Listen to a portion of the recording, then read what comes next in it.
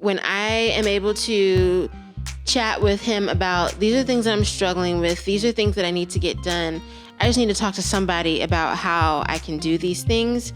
It really goes a long way just to know that, who you're living with has your back and that's someone that you can talk to about these things.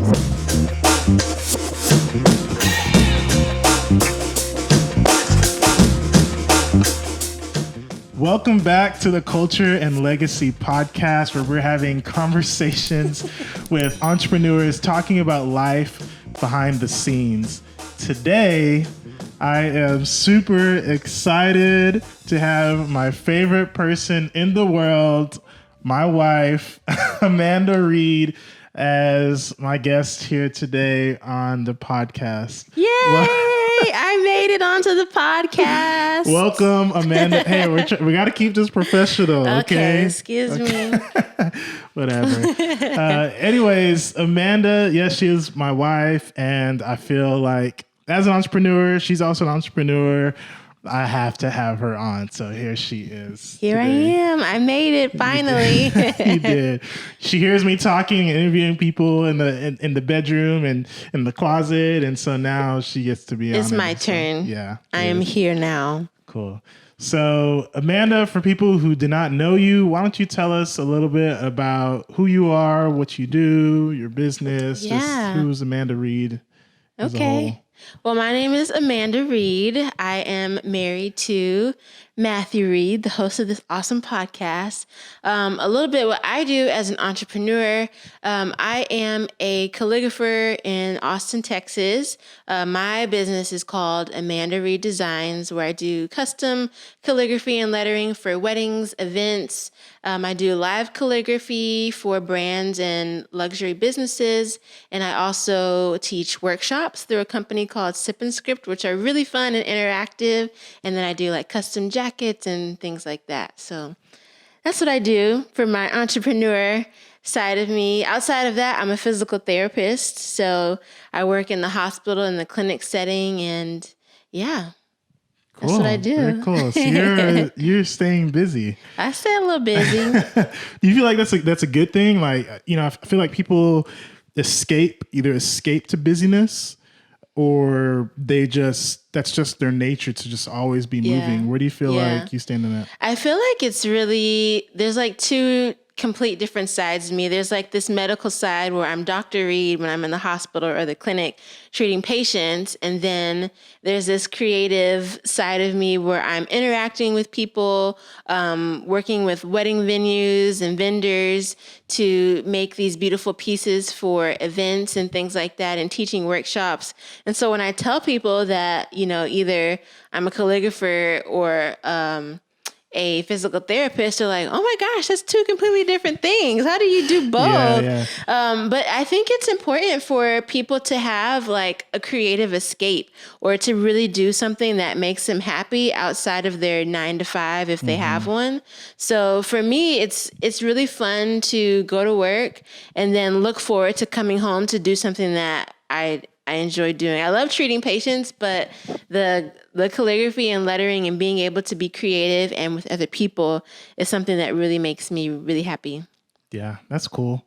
And so I'm glad you said that, because that kind of helps transition. So for today, I really want to talk about marriage and entrepreneurship. We're both entrepreneurs. We're both obviously married.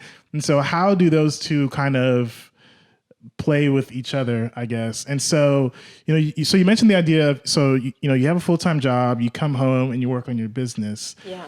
And, I hear from a lot of people where they, when they come home to their business, and it takes time away from family, right? And so how can you see like your business not as just an escape, I guess, like to get away from life, but like, this is something that you enjoy doing. It's something that, is helping bring more money into the family. But you also do still want to be able to make time for your family. Yeah. I think there's really a transition period and a mind shift that has to occur.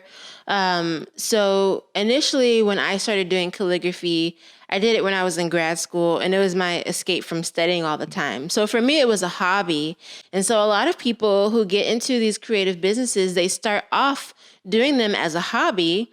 And so when you get off work from your 9 to 5 and then you come home and you're doing this other creative or participating in this creative outlet, it's not like another job. It's fun. It's relaxing. It's like an escape. But your mind shift has to change when it turns from a hobby to a business. And so instead of me, just doing calligraphy or lettering or working on things whenever I want to, I have to be a little bit more strategic and treat it like a second job when I come home. And so I think that's where the mind shift has to occur, that it's not just a hobby. Because it is something I'm passionate about, it doesn't really feel like work. And so I look forward to coming home to doing that. And I think a beautiful thing about both of us being entrepreneurs and being married is that we both feel that way about our own businesses.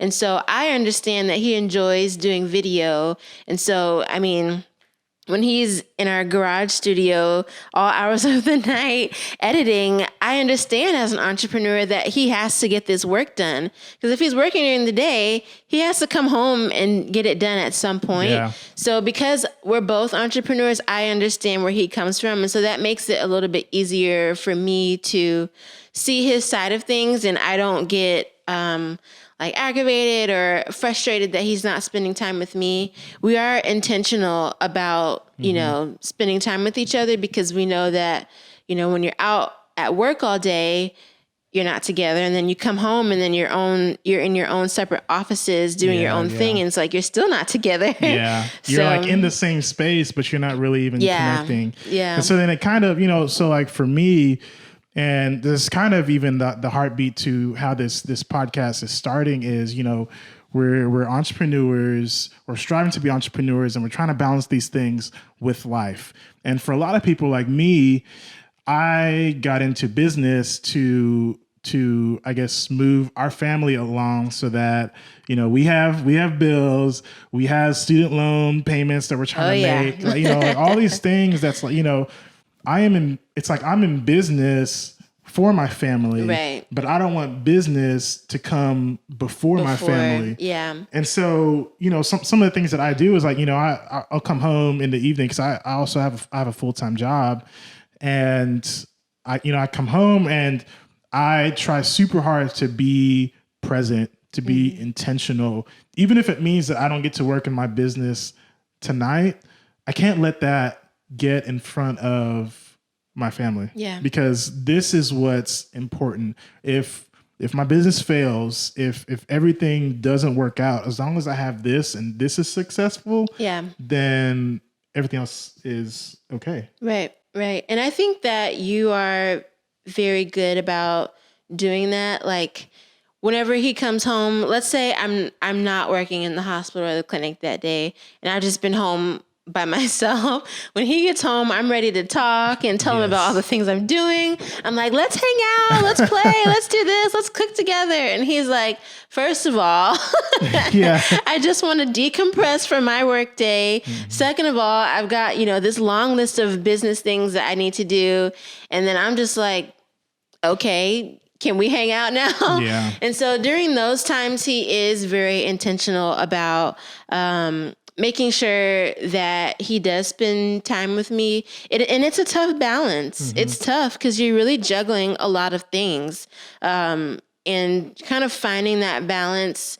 I don't even know if balance is a word that we should be using. I don't think balance exists. Because, you really have to feed off of each other's needs, and it really depends on like a day by day basis to determine what do I need to focus on today and prioritizing things. So yeah, that's important. So let's talk about that. I guess that idea of balance. I feel like we all strive for a quote unquote life or work-life balance, and for us it's work-life balance, because there's two works, I guess, and so I've been reading, and we've tried to read this book together, but I've I kind of just started reading it He on my left own. me. I did. He Well, was reading without me. you fell behind is really what happened, but that's not what we're here for. Okay. I love you.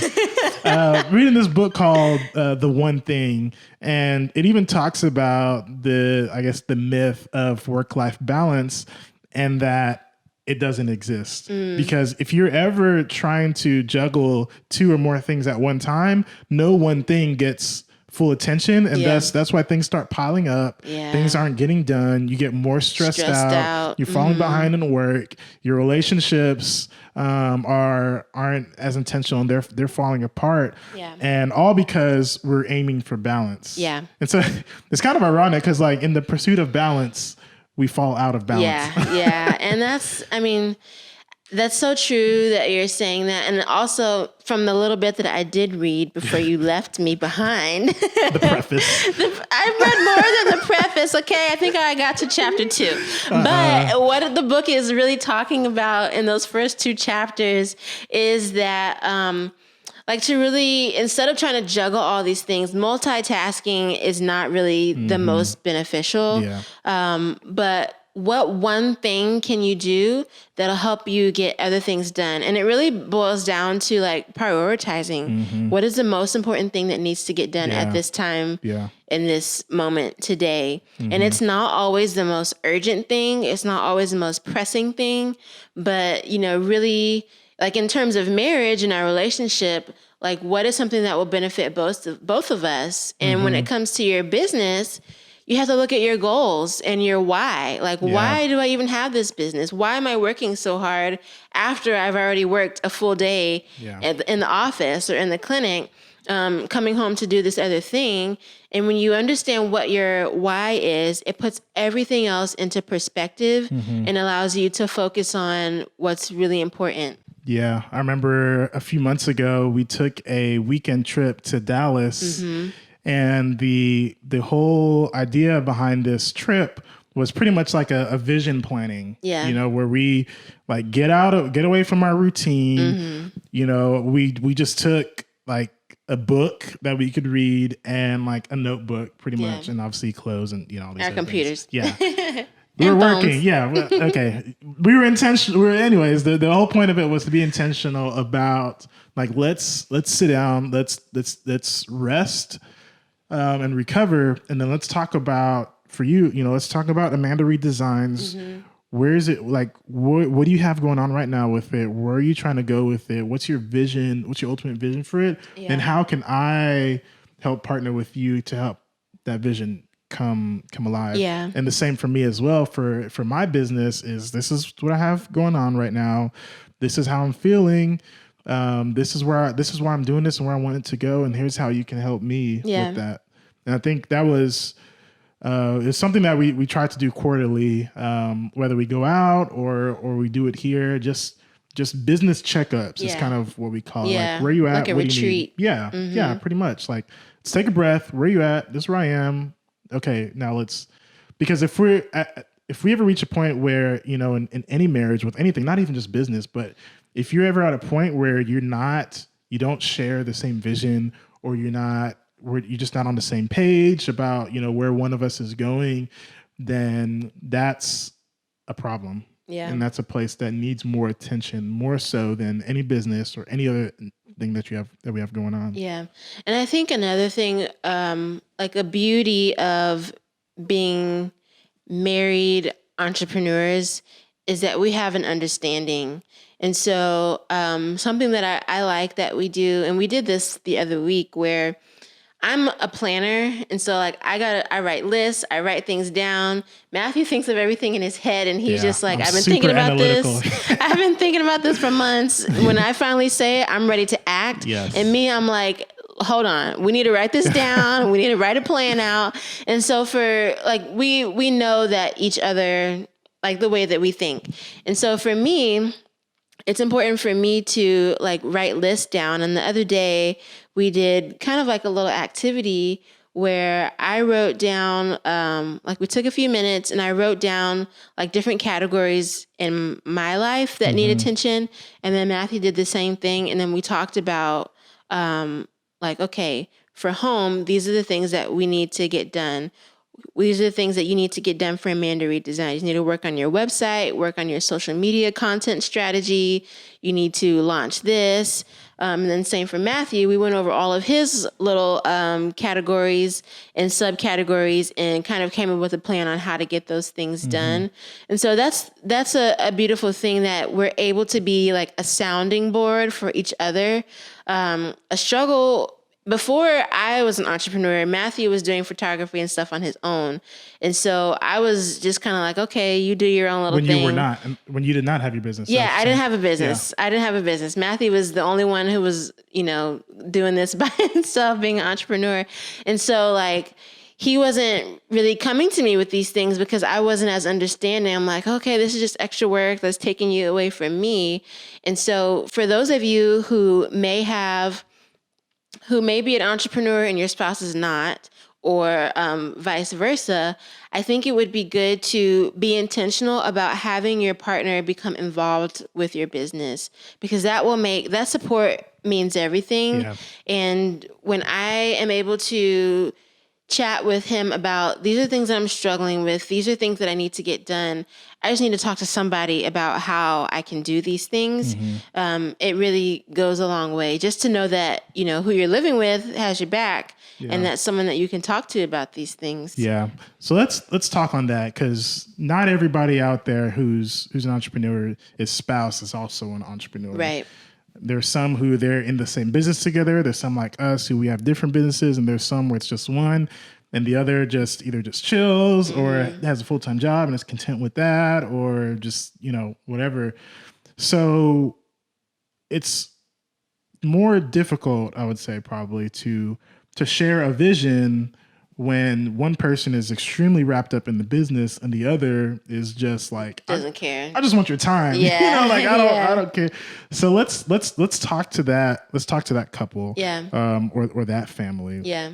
I think so from both perspectives, if you are the spouse that is the entrepreneur, I think your job is to get your non-entrepreneur spouse to understand why you are doing what you're doing.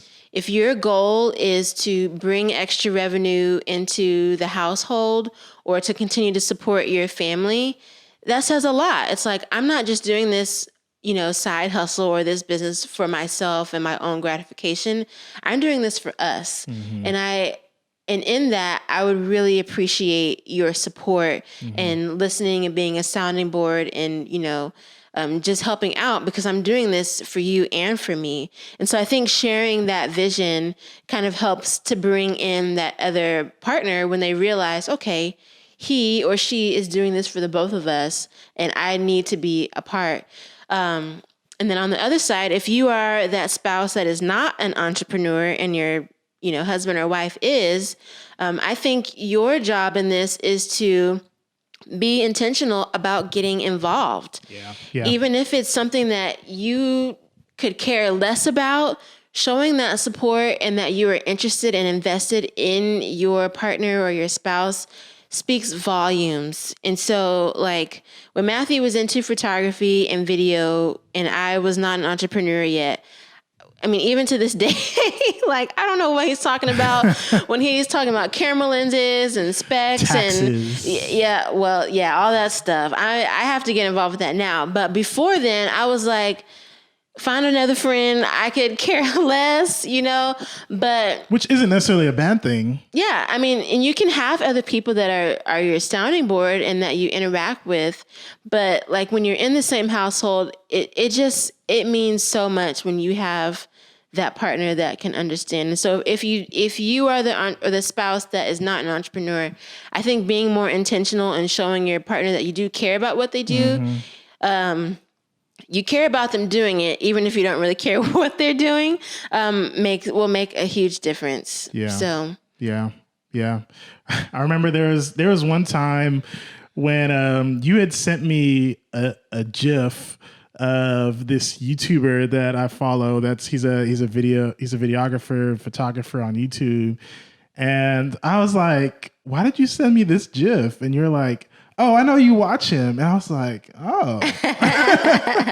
Oh, okay. So you paying attention. Yeah. And, know, that's just like a little thing that's like, okay, like, you know, she's paying attention and she found this GIF. I didn't even know, you know, he was on here. Yeah. And like that really just shows me that, like, you know, you care. And it was kind of just some validation and some encouragement to what I'm doing. It's like, okay, like, yes, I'm doing this, but I'm not taking so much time and I guess affection away from my wife. Yeah. I mean, she cares. She care. cares. Yeah. I do. I love you. And that's important, you know, show, you know, the best you can. You know, every family situation is different, but, you know, show some interest. So show some intrigue, listen when the other person's talking to you. Yeah. Sometimes we'll do a few, you know, we'll almost play like 20 questions a few times just to get an idea of how each of us thinks. Like there was one time this question was going around and we asked each other, would you rather work, what was it? Would you rather take a whole year off of work at the same pay that you get, or would you rather work a full year with no days off at triple the pay? Oh, yeah. And Amanda chose to take the year off at the same pay. I chose to work with no days off for triple the pay. And, you know, that's just how our brains work. I couldn't do it. But through that, like, we're able to have a discussion on why do you choose, why would you like to have the days off? And what's really important. Yeah. And for me, like, why do you want to work? And, you know, just being able to have that conversation, like, yes, we see differences. And she may, you know, initially, if we didn't go in depth and talk about it, she would have thought that I'm just a workaholic and I'm choosing to work instead of be home with family. And I could see her as just being lazy and not wanting to work, but still get paid. But that wasn't the case. There's a heart behind the decisions that we make. Right. And in a marriage, whether you're both entrepreneurs or not, it's so important to be on the same page with what you're doing. Yeah. Yeah. Communication is huge. And even if it's not in a way that, you know, you're sitting down and talking about, well, this is why I do this. This is my thought behind this. Even simple things that you can do, like something else that we've done in the past is that, and little things that I've paid attention to as far as him being interested in, you know, videography and photography, that I could care less about is like creating wish lists. Like what are, you know, pieces of equipment, or like on Amazon. Yeah, the Amazon wish list. Amazon. I mean, you even even if it's on Amazon, like just writing these things down or making these things known. Like, okay, I need a camera bag. I need a camera strap. I want this drone. I like to have, you know, a new mouse for my computer.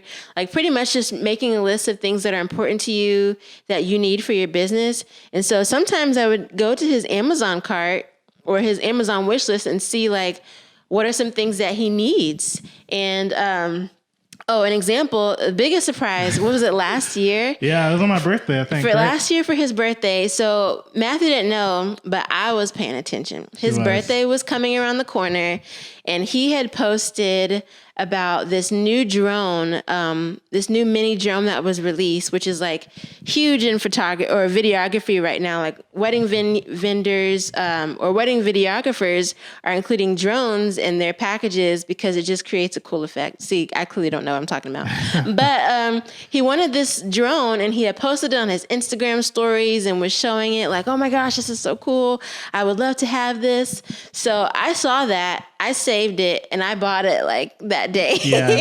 And I wasn't posting that as like a subtle thing. My birthday is in November. So it's around like Black Friday and Christmas. Yeah. And so I was just like, you know, for other people were like, hey, you know, if you need a gift, like here's something. I wasn't expecting Amanda to get it for me. So I got it for him. It was a huge secret. And then on his birthday, I like created this PowerPoint slideshow. I created a PowerPoint talking about like what I love about him and this and that. And at the end, I was like, are you ready to see your birthday present? And then the next slide was pretty much like the promo video for that drone. And he was like in shock. Mm-hmm. He was like, wait a minute, you didn't get me this. Mm-hmm. And I did. And Yeah. he didn't know how to act. I did it. But because I ordered it too late, it was coming in the mail. So that's why I presented it that way. Yeah. And so it came later and, he's been enjoying it ever since. I have. So. And if you remember that Christmas too, the gift that I got you, it was pretty much this educational course that, oh my gosh, that she's really wanted. Yes. And I didn't just get her the course. I reached out to the owners of the course. Yeah. And I had them, or I didn't have them, but I asked them to like make a video. So they made a video like welcoming her into the class. Yeah, he went all out. I was like impressed. Our family was there. They had no idea what was going on. Who these people were, but I was just like, how did you do this? Oh my gosh, you're amazing. And I cried. Yeah, she did. But so I think, bringing us back to the point is like, listening, paying attention. Yeah. And what's such a simple thing, she bought me a piece of equipment that to anybody is just like, okay, whatever. But because it was so timely, because I had been talking about it, because you had been talking about this course, I didn't just get her the course, but I took a little step beyond to show that I'm listening, paying attention. I'm like, oh, how can I make this even sweeter? And surprised her with this video from people who she looked up to. I follow on. Yeah, it was cool. So I think that's a great way to really be connected to your partner or your spouse, or, even if it's a friend or a family member or someone that you're close to, just paying attention to, things that they might need, or just being upfront and asking, like, what are things that you need in your business right now? Like, even if it's not something that you purchase or buy, like with monetary value, but ask, like, what ways can I support you? You can share, things that they're releasing on your Instagram or social media, like everything that they post, comment on stuff, tell your friends, like, oh, my husband does this, he can do this for your wedding or your event, or tell your friends. So there are tons of ways that you can support your spouse, whether you're married to an entrepreneur or a non-entrepreneur, that can speak volumes just to keep y'all connected. Yeah, because ultimately you're still a team. Right. Whether you're in the same business or one of you is not in the business, you're still one, right? When you married, you're saying we are now one. It's not you and me. It's not 1 + 1 = 2. It's 1 + 1 = 1. Or I guess 1 × 1. I don't know. Okay. Whatever. Next topic. So I know we're wrapping this up, but I do feel like it's important to also touch on, I guess, kind of the negatives. Everything's not happy. Everything's not positive. Sometimes, my business, there's some seasons where my business is really demanding of my time and attention. Sometimes it is for her if she has a workshop coming up and she's doing a lot of shopping, or spending a lot of money. Yeah. And so, I guess, I know it's kind of a big topic, but I guess let's briefly kind of talk about some challenges. Yeah, some challenges that we face, and I guess how we've attempted to overcome those.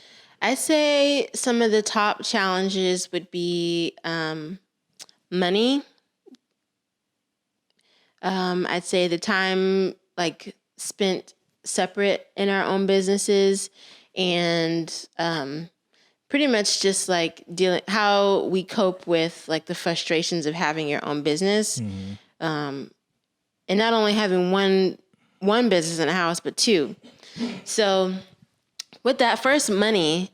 When you're starting up a business, there's huge financial, investment. And so him, with his photography and video, equipment is expensive, taking courses or workshops are expensive. And so there are times when he feels like these things are important. And I'm like, we don't have money to be spending on a $300 webinar so that you can get better at shooting. Just go outside and shoot. And he's like, no, but I need to know this and that and this speaker. I'm like, I don't care. We don't have the money. And then same thing for me. I like taking workshops and courses and things online too. And like the supplies that are needed to host my workshops. You know, as you're starting a business, if you don't already have that money set aside, that's coming out of our personal family account. And we're not taking loans. Yeah, like we're not taking any going in loans. debt. So like we really have to discuss like how much are we going to take from our money that we work for with our 9 to 5 jobs that go towards our bills and student loans and food. How much of that are we going to put aside to our business and not, you know, feel like we have to hide, I'm going to sneak and pay for this course or buy this new piece of equipment, which Matthew is good at. He will order stuff and I won't know that he's bought things until it shows up on the doorstep. Yes, but I'm also not using money from our personal account. I'm using my He's still buying it and didn't tell me. For the business. But anyways, yeah, money's a big one. Time is a big one. You know, our time is cut in half. You know, essentially even more in half. Yeah. Time is limited outside of, you know, because business needs time. Yeah. Right. You need personal time. If you have a 9 to 5 or corporate job, that also needs time. And so, you know, we'll go through seasons individually where it's like, I just need some attention, you know, but of course it always lines up at the busiest time for the other person. And so it's like, I know you have your business, but if we are truly more important, then I need you to, like, you know, give me a few minutes, you know, and for me, that's difficult. Just, you know, trying to communicate that, you know, I don't know if I'm a typical guy or it's just me, but you're working on it. I'm working on it. But it's like, you know, I do desire we individually desire some time and attention. Yeah. And we, you know, we've been married for 2 years. I guess we never talked about our relationship. We've been married for 2 years, but we started dating in 2012. We've been together for 8 years. Yeah, we've been together for 8 years. We met in college. We're college sweethearts, I guess. We met at Baylor, and so we've been together for a long time.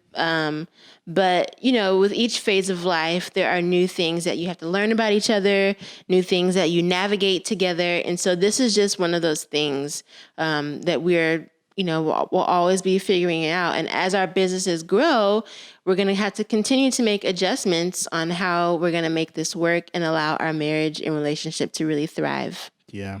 Yeah. We may need to do an episode sometime where we're just talking about, I guess, common issues in marriage and how that's affecting. Are you saying you want me back on the podcast? We'll see. Well, we'll see. What do you mean we'll see? We'll see means we'll see. Oh, okay. Anyways. I'll be back. Okay. I got stuff to say. So I do want to end with one last question for you, Amanda, my wife. Yes. You know, as I was kind of talking about earlier, you know, the podcast is called Culture and Legacy, right? You know, kind of for me, it's, you know, I started a business because of my culture aspect, and I continue to do it for the legacy aspect, right? And so my question for you is, what is the legacy that you want to leave behind? I'd say the legacy that I would want to leave behind. When I think about legacy, I think about like our children, our seed, you know. We don't have children. We don't have any kids yet. But like for those that are coming after us, that's what I think about with legacy. And I think about just this mindset of not putting all of your eggs into one basket and being able to take care of your own. And so the legacy that I would want to leave with Amanda Reid Designs is that you can start something on your own and really go from the bottom up to the top. And that's something that I want to teach my kids, that, you know, if you're passionate about something, you put in the hard work, it's something that can be fruitful, that will benefit you for generations to come.